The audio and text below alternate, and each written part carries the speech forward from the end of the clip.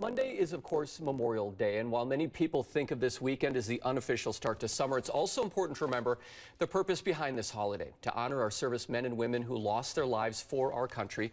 Joining me now is Dan Jardine, and you're a veteran and organizer of the DeForest Memorial Day ceremony that's going on. We appreciate you being with us. My pleasure, and thanks to NBC 15 for having us on several years in a row now, and to talk about the meaning of Memorial Day. Really appreciate it. Yeah, let's start with that. What is the meaning of Memorial Day? Well, it's not for, I actually don't really care that much if somebody thanks me for my service, but it happens on occasion. I understand you're a service member too. You probably hear the same thing. The one time that I don't want to hear it is on Memorial Day. Memorial Day has nothing to do with veterans. If you're alive and at some ceremony, it by definition is not about you. It's also not about people who served in the service and then died later. It's about people who died as a result of their military service while protecting the United States. Gave their last full measure of devotion for this country. Yeah, it's important to set a day aside, definitely, for that. There is an event going on that you're helping with in DeForest. Talk about that. Every year we have a ceremony that starts at 11:45.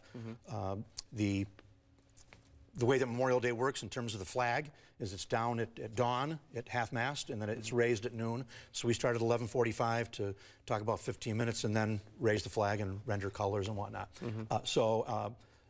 Our ceremony lasts about 45 minutes, starts at 11:45, bring a lawn chair. We always have something different each year. This year we're highlighting the Navy. So we were going to do it in 2020, but COVID knocked that out, so we've circled back around to it this year. You also have a special speaker this year. Yes, we make it a point to try to get a big wig to the extent we can. We have had the governor, we've had generals, commanding officers to local units. This time we have the deputy secretary to the Wisconsin Department of Veterans Affairs, Christopher McElgan. He's going to be our guest speaker. He's a Navy veteran. When it comes to the crowd you want to see out there on Monday, you'd like to see a huge crowd.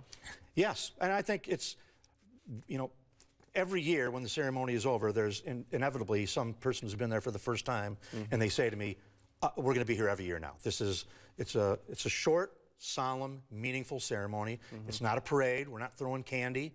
We're talking about the things that matter, and you don't have to spend all day. It's Memorial Day. We said it's the unofficial, beginning of the summer. Yeah. But let's take one day. It's not the whole day. At least an hour on Monday. That's all it takes, and it'll be a meaningful ceremony. Always is. There can still be time if you're off of work to do the barbecuing and everything, but just take some time at least on Monday. What does it mean to you to be able to do this?